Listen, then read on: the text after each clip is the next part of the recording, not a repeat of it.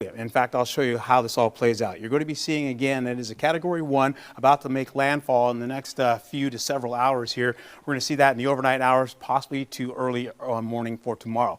This will continue on again, crossing over areas right into very warm waters you can see, but moving across into areas of Nicaragua and then making its way as a tropical storm out of the area. So it will hit as a Category 1 hurricane. It will quickly become a tropical storm, moving offshore again back out into the eastern Pacific and working along areas by El Salvador and then possibly Honduras yet again as we go into Monday, where it begins to break down. That remnant moisture will continue to stretch all the way from the eastern Pacific and possibly getting into the Gulf and then moving over into at least the rainfall itself as a moisture plume moving into our area, bringing us rainfall for the middle portion of next week. So this is how it all plays out. We take a look, we follow this system again, continuing on, and then it begins to break down, as you can see, and it may even split into two areas of low pressure, possibly getting into areas by the Bay of Campeche. We'll see this right about now as you continue to see some of that rainfall starts to move in all the way over into the Gulf.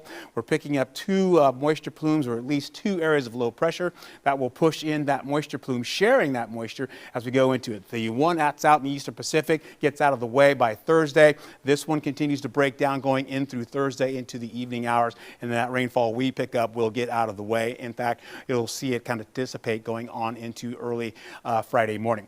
We get back home here, we're seeing very dry air as high pressure begins to build behind that area of low pressure, that cooler air that is over us right about now in the Gulf. And of course, we see that drier air right there. And then, of course, we got the moisture plume again with high pressure moving in and then, of course, circulating into our forecast area. How does this play out for us tomorrow? We start off mostly cloudy skies, 60s, 50s up on the North Shore in some cases. We'll see at least 50s as we go into 7 a.m., 60s down by the South Shore. And, of course, we'll break down those clouds into the latter portion of the morning.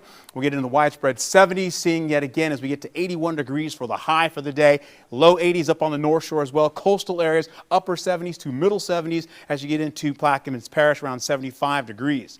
In the evening hours, widespread 70s for you, as you can see, and then we'll get into at least 11:30 going into Sunday in the overnight hours into Monday, and you're seeing again 59 to about 66 degrees in some cases. We'll go into New Orleans in the overnight hours. We'll see those clouds move in the overnight. Then we'll see them early in the morning, backing off as we get into the noon hour into more sunshine. You got to love that.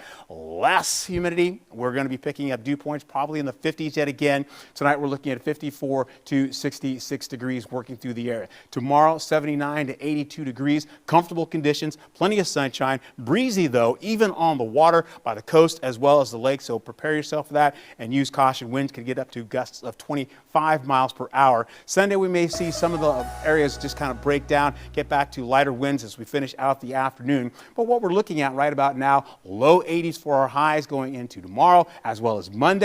We have partly cloudy skies for Tuesday, picking up more of those clouds getting into the overnight Tuesday into Wednesday with rainfall potential. 60% chance on Wednesday and 70% on Thursday with warmer conditions, or at least sunnier conditions and cooler conditions to finish out into the weekend for next week.